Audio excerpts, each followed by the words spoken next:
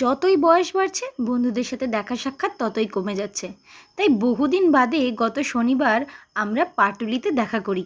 পাটুলি জায়গাটা এতটাই সুন্দর হয়ে গিয়েছে যে বন্ধুদের সাথে আড্ডা দেওয়া, গল্প করার জন্য একদম পারফেক্ট জায়গা।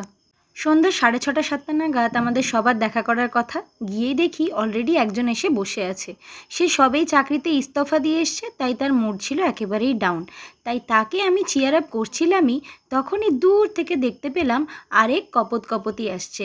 হ্যাঁ, আমাদের ফ্রেন্ডস গ্রুপে এরাই একমাত্র কাপল। যথারীতি এরা দুজনেই ছিল লেট, কিন্তু আরও একজন এর থেকেও বেশি লেট ছিল। এরপরেই দেখা মিলল আরও এক কাপেলের, কিন্তু এরা ছিল 4 পেয়ে।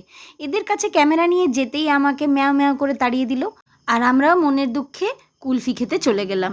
এখানকার একটা ফেমাস কুলফি কাকু আছে, এর কাছ থেকেই আমরা যখনই যাই তখনই খাই, কারণ বাকিরা ঠিক এই কাকুর মতো বানাতে পারে না। কুলফি নিচ্ছিলামই, ঠিক তখনই এসে গেল আমাদের পঞ্চম সদস্য।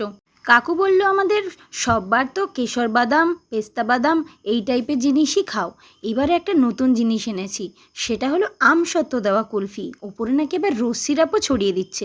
তা আমরা বললাম, বেশ তাই দাও, দেখি কেমন লাগে। আমি যদিও প্রথমে একটু নাকচ করছিলাম, কিন্তু শেষ অবধি আমিও ওটাই নিলাম অগত্যা।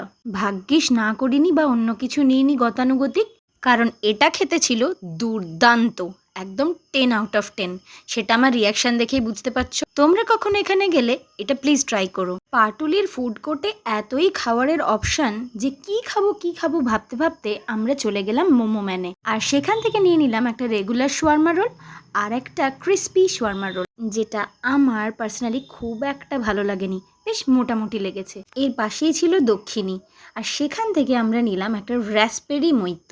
দক্ষিণীতে যখনই যাই কখনই ওরা ডিসঅ্যাপয়েন্ট করে না, এবারেও করেনি। পাটুলি গেলে তোমরা কি খাও জানিও কিন্তু।